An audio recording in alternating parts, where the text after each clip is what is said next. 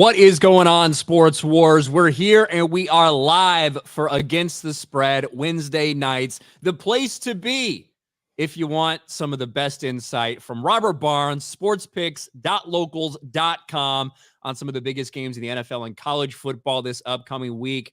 Robert, how you doing? Doing good. We had another profitable week at Sports Picks, particularly in college, but even managed to eke something out in the NFL despite the craziness of the NFL. European qualifiers were profitable, had a big bet on England that cashed in. So another profitable week at sportspicks.locals.com. It has been, we talked about this a little bit before we started the stream, but it's been a weird year in the NFL. It just feels off. It feels like people aren't scoring. Feels like we've had weird results. And obviously, when you have a week where the two teams that had been undefeated both look pretty bad against what most people consider to be inferior teams, you're going to start to ask all these questions continue to pop up. And that's really been a big topic of discussion for everybody about the NFL this year. Now that we're through 6 weeks, it's kind of impossible to deny the trends that we're seeing. We've been talking for a long time about how officiating the NFL, everybody's been pushing this drive for more exciting, more offense. We've seen that over the past decade. They haven't even really been shy about admitting that was the case. It seems like things are the opposite this year. After a decade of, incredibly prosperous offense, things like this, not that you don't have the Miami Dolphins of the world, but when you look at the entire scope, the landscape of the NFL, something feels off. And you got a lot of people talking about that. Yeah, the favorites are on hitting at 56, 57%. That's historically rare. The games are going, almost everything is going under the total. Touchdowns are not being scored. It's the lowest scoring offensive output in the modern era since they changed the rules in 2010 to favor the passing game. And then a lot of scores are not as close as they expect. So people tune in to watch touchdowns, tune in to see their fantasy stats balloon, tune in to see close and competitive games, tune in to see underdogs pull off an upset. And they're not really getting any of that from the NFL. What they're putting out there is a product that's not consistent with the pass-happy, touchdown favorite, underdog upset kind of NFL that has produced its modern ratings. And so Warren Sharp, has the big sports betting analyst and consultant for various pro football teams, has put out a big article about it. And he goes through some of that data and gives some of his explanations and theories as to why.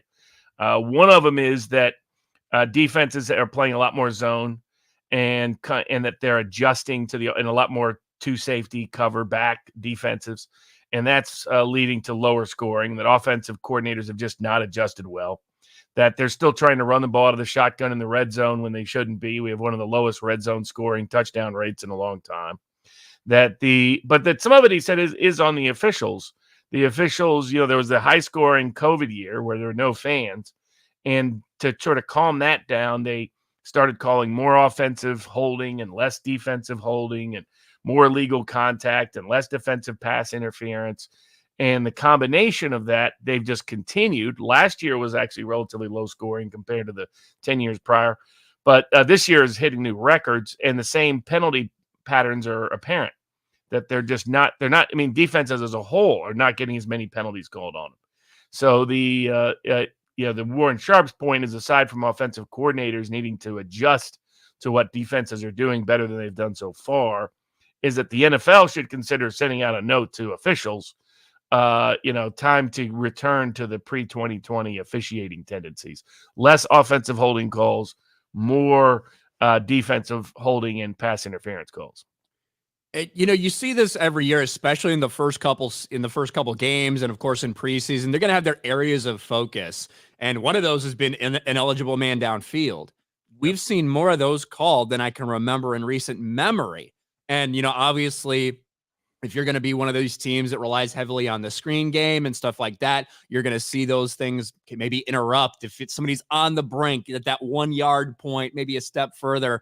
Refs are really hitting that a lot, bringing back some big plays this year. So it just, now that we're at 6 weeks through the season, it definitely feels like something's different and everybody's noticing it.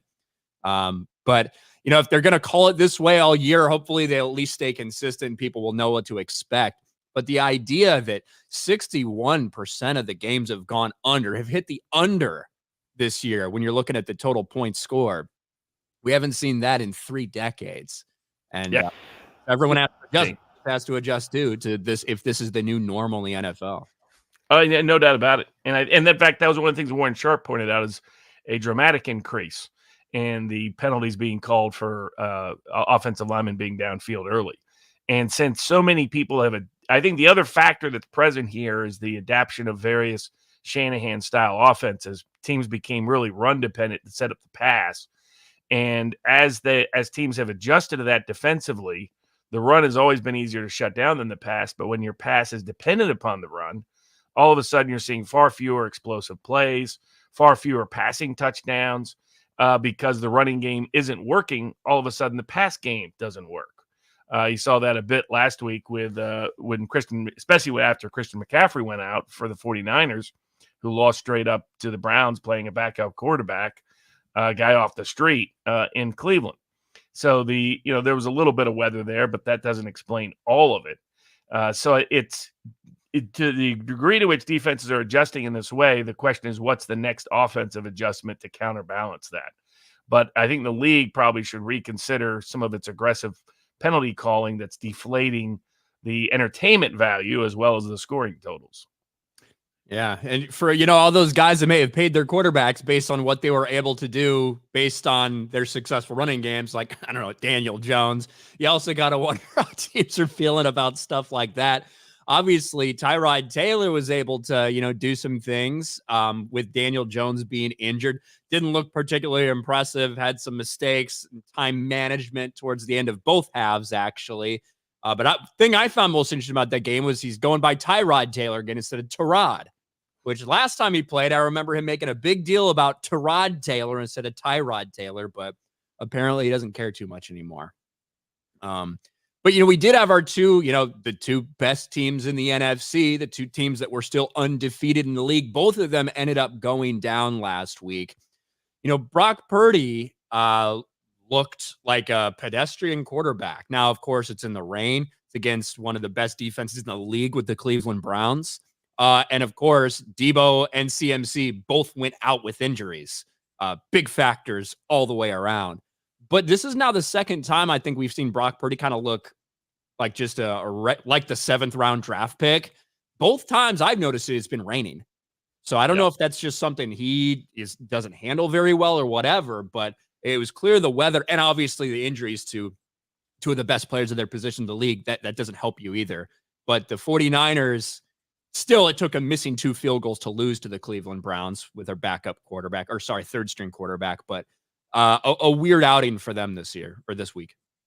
Yeah, no, yeah. I mean, there was some, the Panthers for a while looked like they were going to put a scare in. The Giants did put a scare into the Bills. The Browns did pull off the big upset. The Panthers managed to not, cover despite being up 14-0. That took great effort. They let the backup score a touchdown on them. Which is just pitiful of the Panthers team as a team. And the Patriots managed not to cover with a late safety. So there was some bad beats. Probably the biggest bad beat of the week, though for me it was one of the biggest breaks of the week because I was on the Houston at home against West Virginia. Somehow Houston blew a double-digit fourth quarter lead, and West Virginia took the lead, I think, with 12 seconds left. And Houston in 12 seconds threw 2 passes and then a Hail Mary and won the game. Yeah, that was a wild finish for Houston. Holy cow. Absolutely. So for the West Virginia backers, the Mountaineer backers look like they pulled out a miracle win, and then they get maybe the bad beat of the week with that Hail Mary loss. Yeah. And then, I do think something also just what we saw last week go down. The other team, undefeated team we saw lose was the Philadelphia Eagles. Jalen Hurts has a 3 interception game. They, the Jets, you got to give them credit. Aaron Rodgers going down would have been very easy to just throw in the towel for this season. That defense has continued to come out and compete. Zach Wilson has looked great at times and very bad at times, but they're still sitting here with a chance with Aaron Rodgers 5 weeks removed from Achilles surgery on the field throwing passes. Now it's getting to the point where if they can hold their own, they've run through, as Robert Saleh pointed out, a gauntlet of quarterbacks in the first 6 weeks. Is it reasonable for anybody to think that we might see Aaron Rodgers on the field again this year for the New York Jets?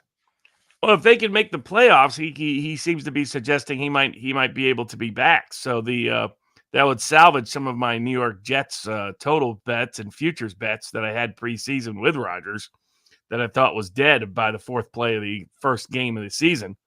So I mean, their defense has been elite now for several years under Salas, particularly at home, and they just need Wilson to not make too many horrendous mistakes, which he's had a propensity to do. And so but if they survive this gauntlet, there's no doubt, man, they beat the Bills at home, they beat the Eagles at home.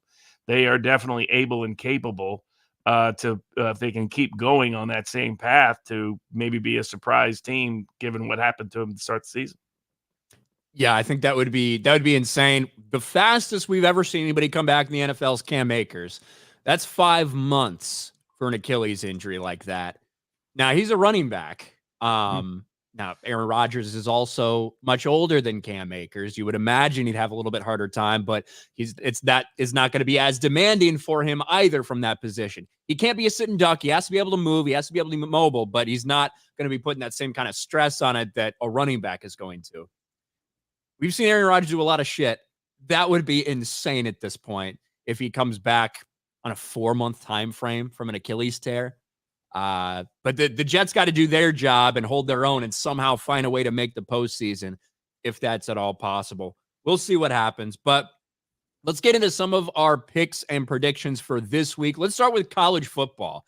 Last week had some interesting results in college football, especially over there in the Pac-12. Oregon and Washington went right down to the wire. Fantastic game. We also saw Colorado team get absolutely fucking embarrassed, which I think a lot of people were very interested to see that with all the talk that Dion and that team's been doing. But let's look at the Big Ten, because potentially the game of the week might be out of the Big Ten, and that's Penn State versus Ohio State. Both undefeated, both in the same division of this conference. But it is at home for Ohio State. Yeah, big movement since the line. The line preseason was almost double digits. It's now down to around 4.5. Total around 45.5. So they're not expecting an explosive game due to how well both defenses have played this year. So they're expecting something like 25-20 effectively. 80% of the money's on Penn State. 80% of the tickets are on the under. They're expecting the defenses to really hold course here, and at times the offenses has not been as explosive as people predicted. So I would say, from a talent perspective, the line move, I don't know, is well warranted. I think 8 or 9 made more sense from just a talent perspective than 4 or 5. Penn State has played tough in these games before. But if you look at the quarterback play for Ohio State has been getting better the last several weeks. Quarterback play for Penn State has not been what his 5-star recruiting would have suggested it was going to be, or the NFL hype he came in before the season. And then defensively, Ohio State has really started in the second season of that defensive coordinator, really started from Oklahoma State, really turned the corner and is really playing pretty dominant. Penn State's defense has been mostly really good, but they haven't actually really been tested that much either. So I would lean Buckeyes in this game against where the public is.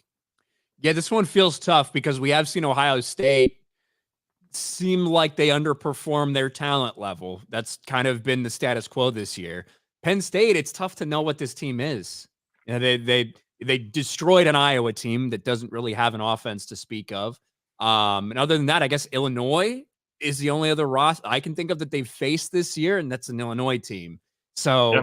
I don't know. Illinois was really hanging in there a lot of that game. I mean, Illinois made some key mistakes in that game, but it wasn't quite as close or it wasn't quite as much of a blowout as you might have seen from the final score. It was a little more competitive. So I have doubts about James Franklin on the road against a more talented foe. I wouldn't be backing the Nittany Lions in this situation. Yeah, so it's going to be a big game, though, and that's a noon kickoff, too. So everybody will get to watch him. I mean, that's the big top 10 matchup of the week. Mm-hmm. And then we've got an interesting SEC matchup here. We've got your Tennessee Volunteers headed to Tuscaloosa to play Nick Saban.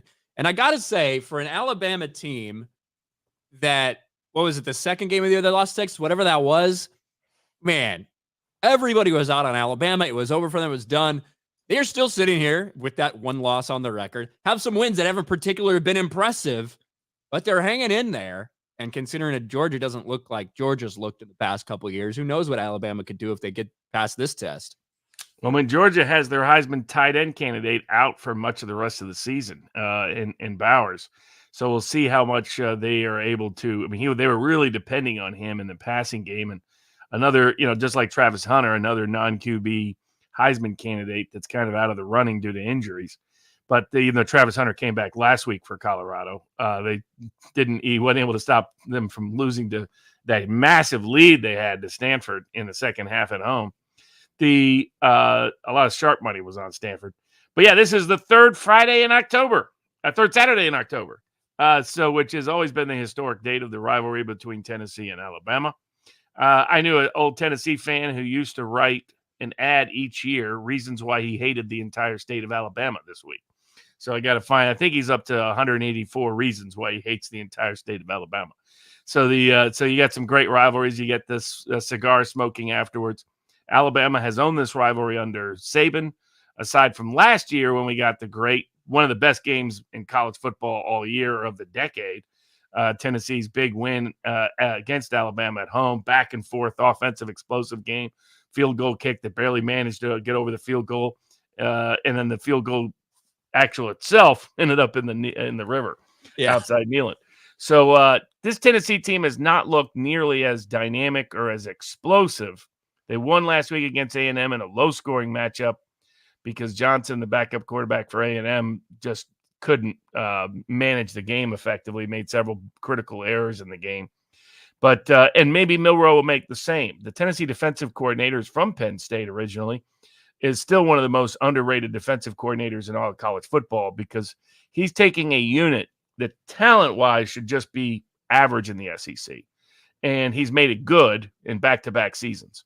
And so I'll be very curious what he tries to do to deal with Alabama's power run game, Milroe's ability to run. Milroe still seems limited to throwing deep. He does, though he's real inconsistent on those short intermediate routes.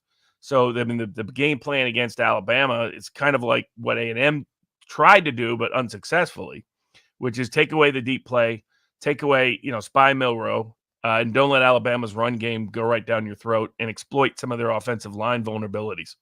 And on the other side of the ball, what Tennessee does well is run the ball well this year.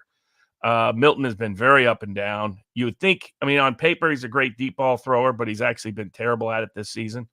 Because he's whatever's going on, the dynamic is not there, whether he's not reading things or other things. He's a good runner with the ball. He's kind of like Milroe, and then he throws a good deep ball, but unlike Alabama, we've been unsuccessful at hitting him. And so I think, Alabama's favored by 8.5, 9, depending on where you get it. Total sitting at around 48 to 49. So they're expecting something like 29 to 20. So they don't expect Tennessee's offense to put up a lot of points on this Alabama defensive unit, though they did give up a lot to Texas earlier in the year at home, particularly in big plays. So I think the spread's probably about right, maybe a little low on Alabama historically, though also this rivalry has been, from a spread perspective, a very road-friendly cover history. There's a history in this series going way, way back that the road team tends to cover the spread. And when there's a talent mismatch, particularly, the less talented team tends to cover on the road. So there's that counterbalance. The public's kind of split on the game because they're not sure what Alabama they're going to get. Are they going to get the Alabama that was up 18 points late in the third quarter, or the Alabama that had to stave off the same Arkansas team that was within a field goal at the end? And how many cracks are there in Nick Saban's foundation there in Tuscaloosa? Given the coaching matchup, Alabama has a big talent edge, but the coaching matchup, I think, favors Tennessee on both sides of the ball from what we've seen this year. Not impressed with Tommy Rees as an offensive coordinator. Kevin Steele is doing fine as a defensive coordinator at Alabama, but Tennessee's been better coordinating games and winning games by out-scheming their opponents, even when they have the same or less talent. So other than their loss at Florida, which had a lot of Milton mistakes mixed in that caused that. They didn't convert on a lot of fourth downs. Then you look at it from like a yard per play perspective, you would have thought Tennessee won by 10. So we'll see. It'll come down to who can hit big plays and who has the better defensive scheme in this game, in my opinion. Yeah, we might be looking at a game where who looks better, Milton or Milrow, and neither of them have looked particularly good this season at all. Heading over to the ACC, we've got a big matchup there. We got Duke, 5-1, heading to Florida State. Still undefeated Florida State. Yeah, this is I mean, it's amazing that this is a top 20 matchup. I mean, you would never would have guessed that in the last 25 years that Duke and Florida State would be a top. I mean, Florida State, no surprise, but that Duke's there. And that Clemson and Miami, which we'll also talk about, neither of those teams are ranked. Exactly. I mean, who would have guessed that combination? But the big game of preseason was Clemson Miami, and the real big game this week is Duke Florida State. Now, Florida State, the money is about evenly split. Florida State's favored by 14. It's jumped to 14 and a hook. Total of 49. So they're expecting something like 31-17, 32-17, something like that. They don't expect. I think Riley Leonard will be back for Duke this week. He was out last week. He's their whole offense and but Florida State at times defensively has had big letdowns. For those that don't remember that Boston College game that they had to barely survive, and Boston College is a lot weaker than Duke is offensively. And the bigger question is Florida State's offense has hit explosive plays. I think Johnny Wilson's supposed to be back this week, but Duke has really done very, very well limiting those. Didn't matter whether it was Notre Dame, didn't matter whether it was Clemson, hitting big plays against Mike Elko, who's proving himself probably the best coach in college football to a certain degree. It'll be a big name in some big quarters this offseason, including potentially Aggie land with Texas A&M, should Texas A&M decide that they are willing to pay out the Jimbo's big package there if they're unhappy with where things are going. And, he's already got 3 losses on this season after a losing season last year, so anything's possible. So it's tough to take Florida State getting more than 2 touchdowns at home against Duke because of how well Elko's team has played now 2 years in a row. But talent-wise, you would think this would be a 3-touchdown blowout. So this will be another showcase opportunity for Elko to show how much of a superior coach he is to everybody else. Florida State, an opportunity to show that they're serious about their national title run and playoff bid by not playing footsie with the Blue Devils. Yeah, well, and then to go on to that next ACC matchup that we talked about, kind of interesting that you would have thought it'd be reversed based on what we were talking about before the season, but we've got Clemson heading to Miami. Both teams are 4-2. It's been a disappointing 2 weeks for Miami. There's no doubt about that. Yeah, ever since Cristobal, who, I was telling Kelly in Vegas that if you want to dress up as something scary for Halloween, dress up as Coach Cristobal with a key decision late in the game. That, they go up to North Carolina. They don't show up until late, until they're way down in the second half. I mean, they're good in the first half. Then let North Carolina just roll them throughout much of the second half. And then their offense finally clicks when it's too late to matter at the end of the game. So Clemson's favored by 3, total around 48 or so. So they're thinking, 25-22, 26-23, something in that neighborhood. Not a lot of confidence in Clemson's offense because it's just not been explosive this year, despite bringing in their new offensive coordinator and bringing Klubnik in to run, fully the offensive scheme as quarterback. The wide receivers are just not great. I mean, they have a good running back, good running game, not an explosive passing game, and that's been the problem. And then defensively, they've been solid. They've occasionally vulnerable in their secondary, and Miami has occasionally exploited weak secondaries. This is a game that if Miami were undefeated, you would have a crazy crowd there in Miami. It would be pumped. It would be ready to go. And I would say this is a classic case to snag the Canes. But who knows what their crowd is going to be like when they've lost to. Miami is some of the worst fan base in the world when it comes to teams they don't think are doing anything special. Yeah. So I don't know what kind of crowd they're going to get there. I think, that might impact the mood of the players and the temperament of the team. Cristobal really needs to bounce back. Clemson's a perfect opportunity to do it. Clemson's vulnerable in key positions that Miami is strong. So this is a good opportunity, but, it's only a field goal. So talent-wise, the teams are actually not far apart, not as far apart as they've been the last half decade or so. This Miami team has the talent, but it hasn't always executed with the same consistency that talent would suggest. So the public it leans Clemson, about 60% on Clemson. I think it would be a lot heavier on Clemson, but for because there's a lot of skeptics now about the Canes, but there's even as many skeptics about where Clemson is at. Are they like Alabama for the guy who they think is going to replace Nick Saban, Dabo Sweeney, are they also failing to adjust to the transfer portal era, sort of on the downslide rather than on the same playoff dominant team they've been for the better part of the last decade? And then heading over to the Pac-12 for our last matchup that we're going to talk about.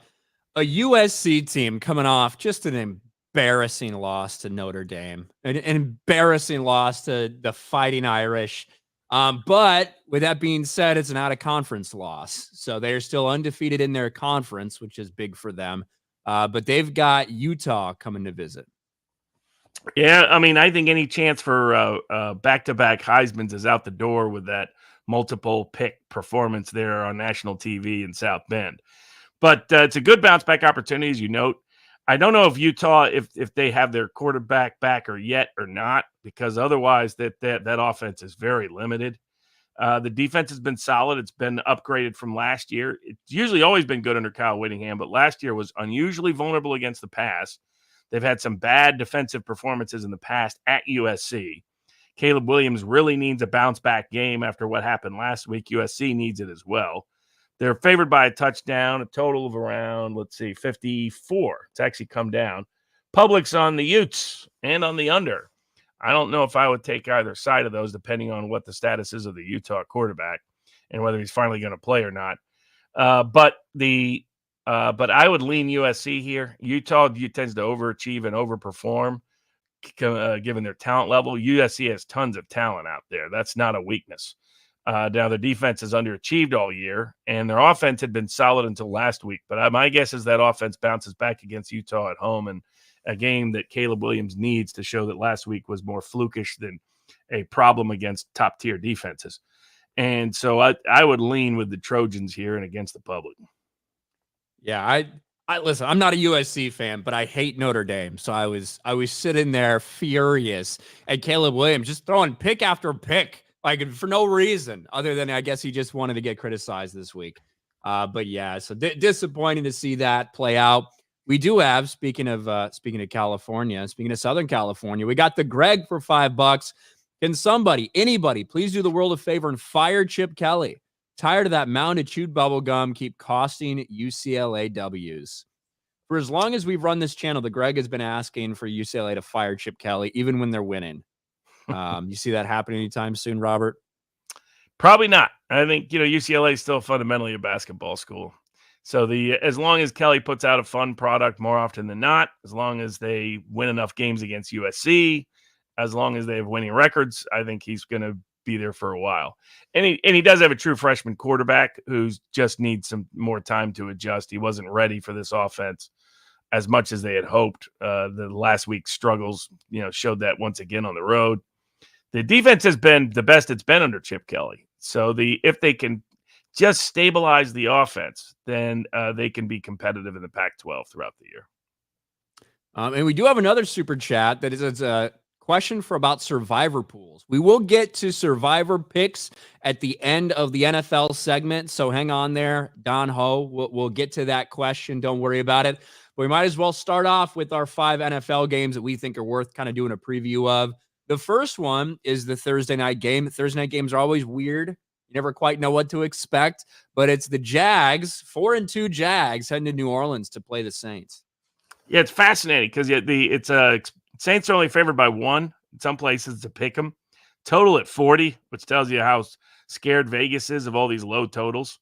Because here you have Derek Carr against Trevor Lawrence.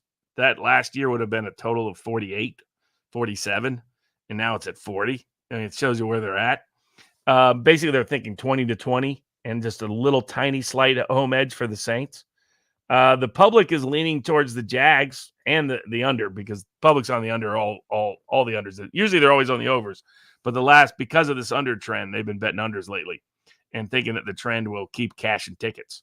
I wouldn't take the under in this game because Derek Carr has started to get better. The last week it didn't show up on the scoreboard, but his statistics were better. And the week before against New England, much better. And so I think that offense is starting to click, starting to get, Carr starting to get his rhythm. They're starting to do a little bit better with pass protection. And with Alvin Kamara, they have a real running game, and he has an emergency threat out of the backfield when he's under pressure. So whereas the Jags, I would lean the Saints in this game. The Saints, I still think have a better home field advantage than a good number of other teams, definitely than the Jags do, for example, in Jacksonville. Trevor Lawrence has played better the last several weeks, back-to-back wins. But the Saints defense has been tough on pretty much everybody. So I'm not sure. I wouldn't trust Trevor Lawrence on the road quite yet in this situation. And I think Derek Carr is rebounding and probably lean towards the Saints. But it could be, at least hypothetically, we've had some horrendous night games. It could be a better night game than the average we've had this year. Yeah, and when you look at the Jags, it seems like they're finally starting to utilize all those weapons they have on the offensive side of the ball. Instead of just forcing the ball to Calvin Ridley, maybe throwing some passes to Christian Kirk, who you paid a shit ton to get. They've got weapons on that team, and they've been utilizing them the past couple of weeks. Look very good. Obviously, went up against Gardner Minshew, which everyone's going to go up against Gardner Minshew if you play the Colts for the rest of the season. Anthony Richardson officially is going to undergo season-ending surgery for that AC joint sprain, which is also what Derek Carr is suffering through right now. I think it's on different shoulder, though. So obviously much different, but disappointing end to the Colts' hopes with that new rookie quarterback there. But I guess going to run. That's what's going to happen. Some people are saying in the chat they don't think Trevor Lawrence will play. If he doesn't play, then this spread doesn't make a lot of sense. The Saints should be favored by 4. He is questionable, and obviously it's a short week. But so questionable typically in NFL means 50-50. So at this point, but when they've tested it, it actually means 75%. Yeah. Probable is supposed to be 75%, but historically when they list them as questionable late in the week, it actually means 75%. But you're right about quarterbacks. They often lie and don't reduce it to doubtful until the morning of to keep the other team in the dark. Who is Jacksonville's backup quarterback? Maybe somebody in the chat knows. Let me see. Hold on. I get it pretty quick. CJ Beathard. The former Iowa quarterback? Former 49ers quarterback as well. Yeah. Oh, I would definitely bet Saints. But one caveat there, the history in the NFL is backup quarterbacks making their first start have a high cover record. But usually it's because the spread is inflated too much. But from most power ratings would adjust Jacksonville down at least 4 points, some as much as 7, going from Lawrence to Beathard. So if you think Beathard's going to start, probably get money in on the Saints now because that line will jump if they think Lawrence is really out. Yeah, if that official word comes down, it probably will jump. CJ Beathard, the only time I've seen him be halfway effective was when he was playing for San Francisco. And that's such a unique. That's not the Jacksonville offense. No, that's not. No, I mean I just remember from Iowa. It's like if I'm thinking of the same guy, that guy was not. I'm shocked he's in the league. Yeah, he went to Iowa, and he had some success, just like we've seen with nearly every single quarterback they've thrown back there in the past, 6 years at San Francisco. It seems like even a dead body, sometimes they can find a way to scheme things in that offense. But speaking of dead bodies, I saw someone say the Tyson Bagent era is on. It is. They'll be playing the Raiders, and Jimmy Garoppolo might be dead. So I think, personally, I would rather see what Tyson Bagent has. And I think I know exactly what Justin Fields has been. I've known what Justin Fields has been the past several years. I didn't need to see him at all this year. I knew he is what I thought he was. Quote Dennis Green. So, but anyway, on to the next matchup. We've got Lions, 5-1 Lions, tied for the best record in the NFC right now, going up against the Ravens. Yeah, this is a big rival. I mean, a lot of talk of maybe the Lions are the best team in the NFL. So the Ravens are only 3-point favorites at home, total of 43, expected to be a 23-20 score, favor of the Ravens. That's given a lot of credence partially to the undertrend, but also I think a little bit much maybe to the Lions defense. Though the Ravens have taken a little while to click, they did pretty well in London against Tennessee last week, dispatched them with relative ease. And this was historically, if you bet Lamar Jackson in this situation, when he's a 3-point favorite or less, he's been money in the bank, especially at home. So I'm not quite buying into the Lions hype entirely. Goff has always been a different guy on the road than he is at home, especially if that's outdoors and there's any inclement weather at all. He has not been a guy to bet on in that situation. And then you look at who the Lions have faced defensively this year. I mean, basically, the Lions defense has gone up against a Kansas City team without Travis Kelce, and then a bunch of below-average quarterbacks. Now they're going to face Lamar Jackson with an offense that's starting to click. I mean, Titans are a much better defense than the Lions, and the Ravens didn't have much trouble putting up 24 points on them. So so I would lean Ravens in this situation at home, and especially if it's 3 or less. And I also think you got to wonder from a fantasy perspective too. You got a lot of questionable designations as well for your running backs when you're looking at Detroit. Jahmyr Gibbs, I don't think he played last week at all. He's still questionable this week, but David Montgomery went down last week. He's questionable. He didn't even participate in practice. At least Jahmyr Gibbs did a walkthrough today. So you really got to wonder. Now, I think whoever they throw back there behind that offensive line is going to be effective, but you got to wonder if they're going to have anybody available. Like, what fresh body they're going to throw out there if you got some banged up problems right there running back.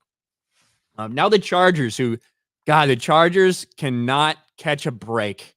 Doesn't matter what happens. Doesn't matter how close the game. They cannot catch a break. Another 3-point loss game against Dallas a couple nights ago. They are headed to play the Kansas City Chiefs. Their schedule doesn't get any easier. What do you make of this game, Robert? So Kansas City favored by almost 6, 5.5. It hit 6. It started at 6, then dropped to 5.5. Total went from 52 down to 47.5 because of this over trend or under trend rather. Public leans to the Chiefs and leans to the under in the game because of the under tickets cashing. The generally speaking, betting against Mahomes as a favorite of more than 4 and betting on Herbert as an underdog of 4 or more has both of those have cashed major tickets. In the last 2 years, there are 23 games to date, including playoffs. The Chargers have only lost by 6 or more 3 times. And one of those was an overtime loss to the Chiefs. So it was kind of a little almost quasi flukish that ended up hitting 6. And also the Chargers with Herbert, they're 5-1 against the spread against the Chiefs. All right, and that only one that wasn't that overtime game. So Chargers usually get up for this game. They really need it after losing to the Cowboys. I generally like, and also some people may thinking, hey, Chargers short week, Chiefs, extended week. If you look at that situation historically, teams coming off a short week cover 56% of the time off teams coming off extended rest. And the Chiefs, contrary to conventional wisdom, have not been great with extended rest with Mahomes. I think they're 4-7 against the spread with Mahomes, and 10-13 with Andy Reid there. So it's not. Reid has a deserved good reputation, one of the best spread covering coaches in all of pro football. But the one situation to not bet him in is when he is a big favorite against a division rival that has always given him trouble. So I would lean the Chargers in this one. There you go. I lost my thing here. Where the heck did it go? Oh, there we go. I lost my entire tab. Disappeared for a second. Now we've got that Miami offense, which is setting records. You've got insane numbers coming out of Miami as everybody else in the NFL struggling to score. Think of if Miami, you didn't factor in Miami's ridiculous performances they've put up into the rest of the NFL. But this is a great game for Sunday Night Football, Miami versus the Eagles. Thank God, finally a week we don't have the fucking Giants on a primetime game. But Miami and Philadelphia should be a great game. You mean you're not going to drop everything to watch the Giants and the Commanders play? No. You talk about games that look ugly on the TV schedule this week. Well, I'm just like the Giants I feel like the Giants have played in primetime 5 fucking times this year already, and they're miserably bad. Yes, completely. This is arguable. This is what a lot of people think is going to be the Super Bowl right here. Depending on your confidence in San Francisco, is Miami, Philadelphia. So we're getting maybe a potential sneak peek at it. Miami's going up to Philly to play at night in October. The Phillies favored by 2.5, total at 52, down around 51.5 in some places. Public likes the Eagles and likes the over in the game. It's one of the few overs they like. But how do you not like an over involving Miami? They're one of the only teams that have been cashing over tickets this year.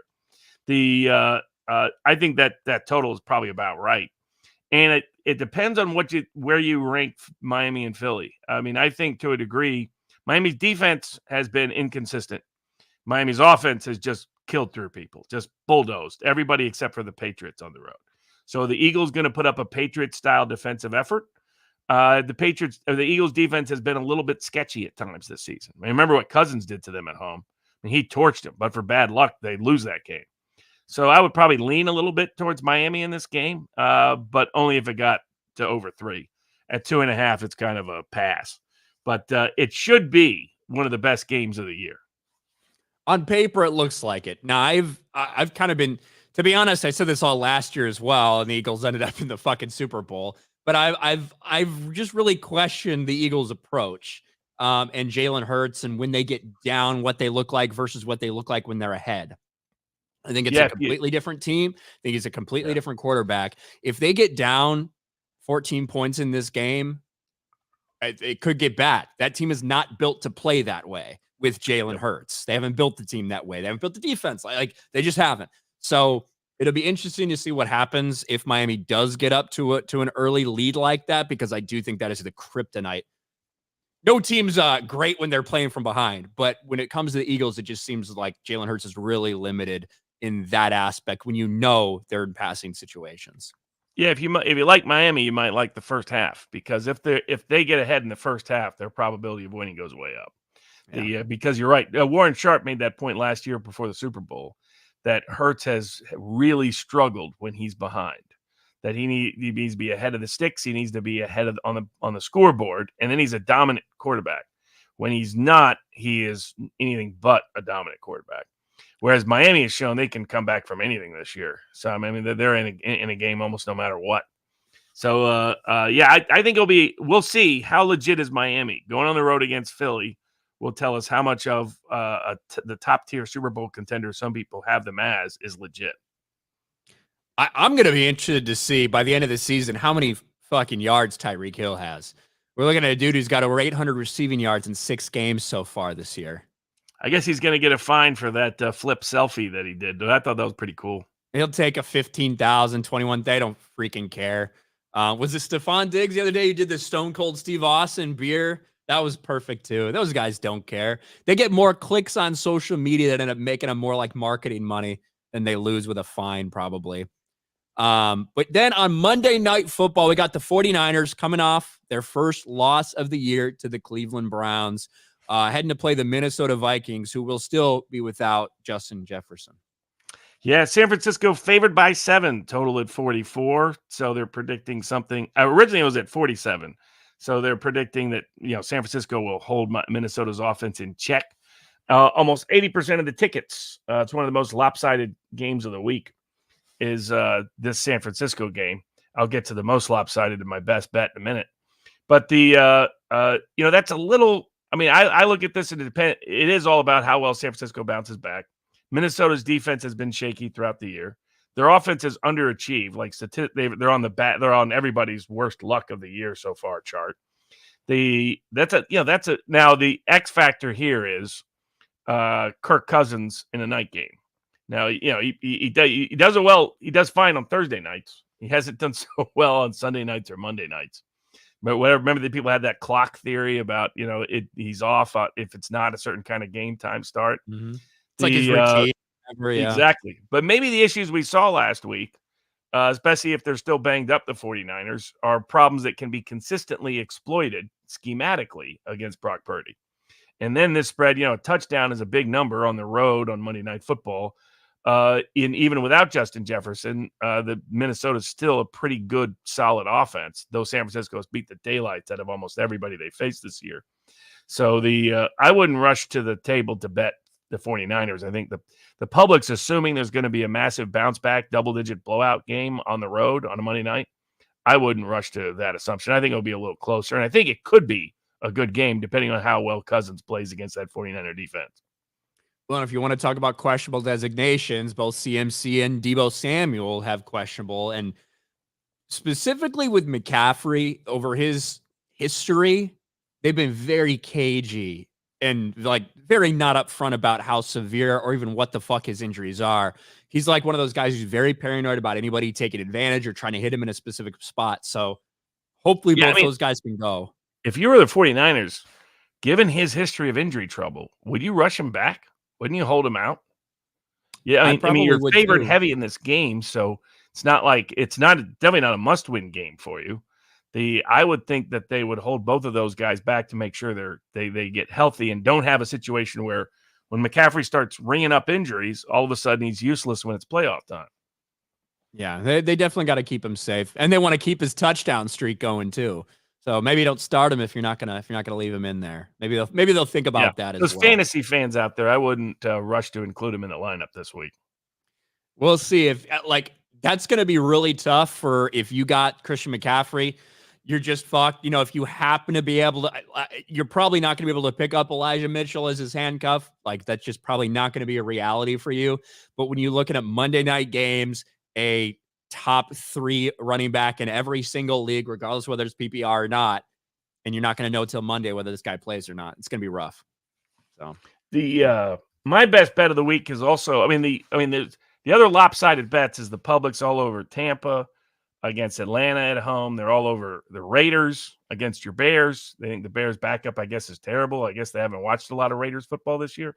They're all over Tyson Bagent is like a Division 3 guy or something. He like undrafted. He was all the rage at Bears camp. Like, just to be real, people were loving what they were seeing from him, and he was supposed to be like the 5th guy on the roster. He ends up making the team as the backup. So kind of a cool story there, but I just remember that pick he threw last week when they had a chance to go back and get that 3-point cover I was looking for. So but again, maybe he just wasn't ready to go. Maybe a week off. Maybe he'll do something. I guess you could argue you can't be worse than Justin Fields, and he's got the Raiders defense against him. And though Fields had 2 good games this year, that's all he's had pretty much in much of his career.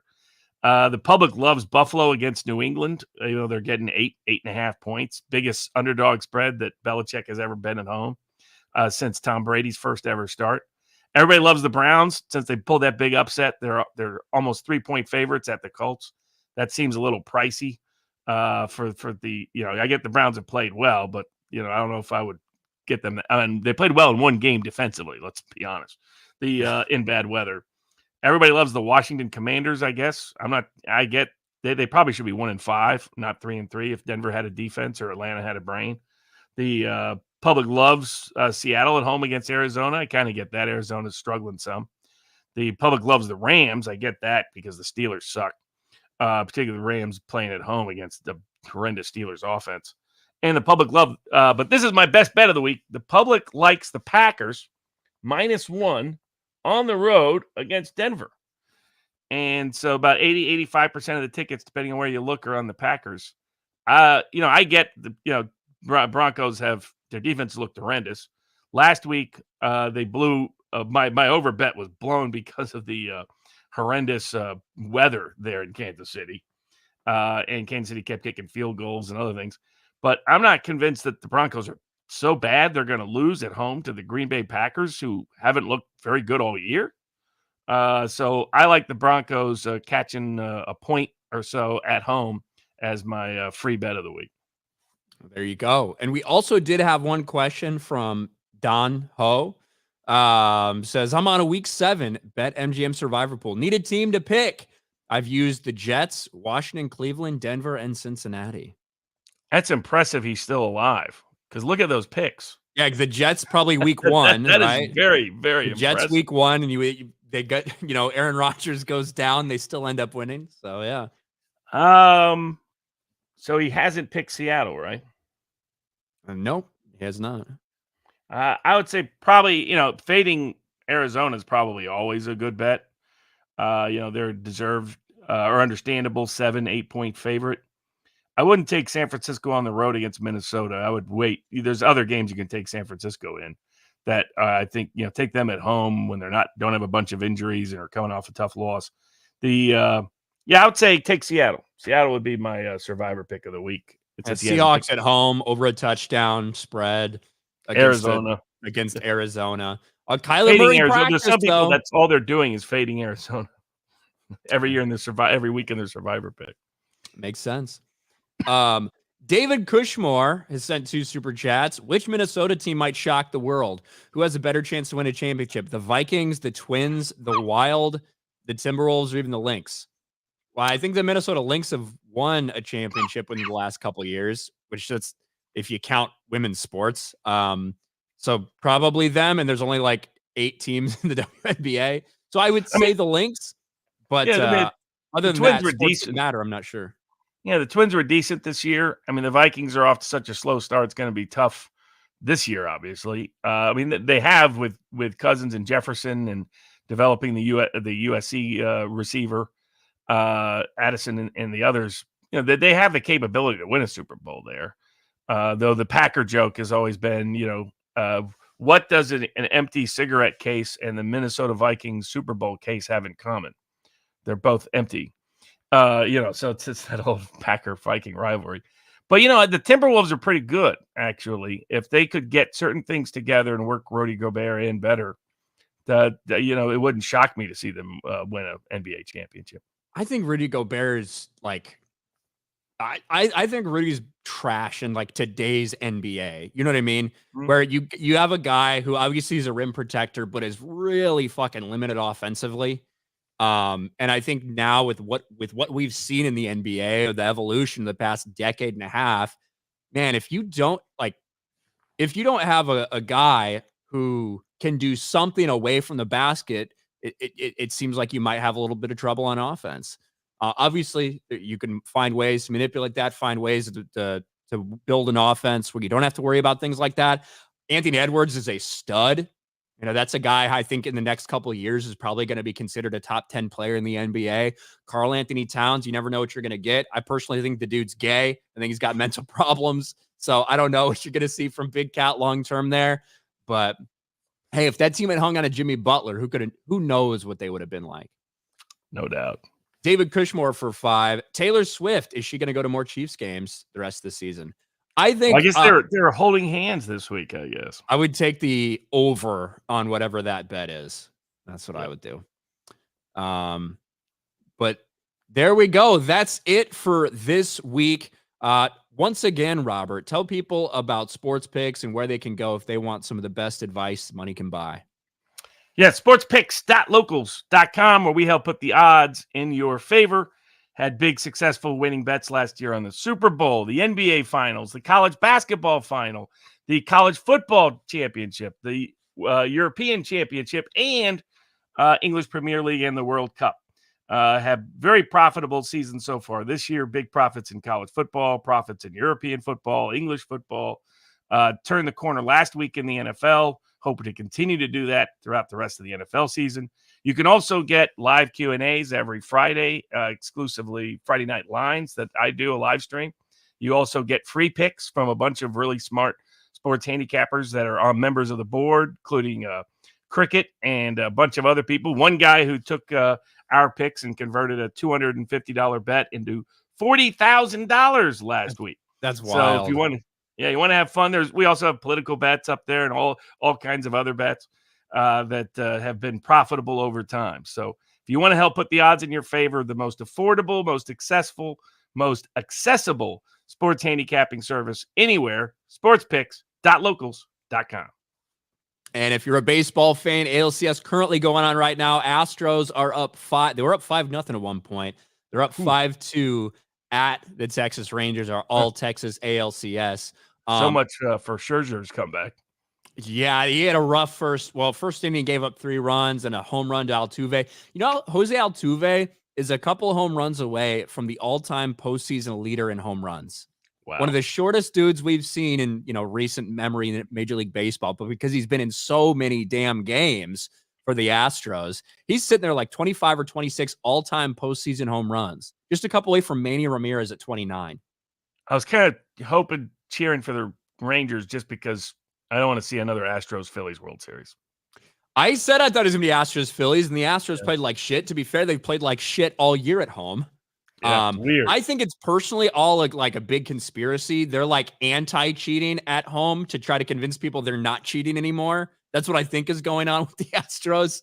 They've treated the Rangers stadium like it's their home ballpark this year. So we'll see how that goes. Recep the Cripple for 5. Ryan, good luck to your Bears against my Raiders. I'm hoping if you win, the Raiders will fire Josh McDaniels.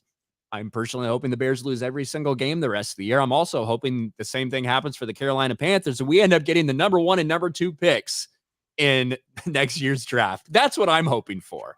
Well, the Panthers are on their way to getting that achievement. Thank God. Like they look like shit. So I would love it if they go 0-17 and we get the number 1 overall pick. It can take a quarterback. And then with the second pick, take, I don't know, Marvin Harrison Jr. I don't know, maybe a good 1-2 punch there. And I'm sure they'd still find a way to fuck it up. But anyway, thank you to our people over on Rumble and on YouTube, wherever you're watching. We do appreciate it very much. We'll be back next week to talk to you guys about the previews for Week 8 college and NFL. Thank you again, Robert Barnes from sportspicks.locals.com. Go check it out in the description below. The link is there, and we'll talk to you guys next week. Peace.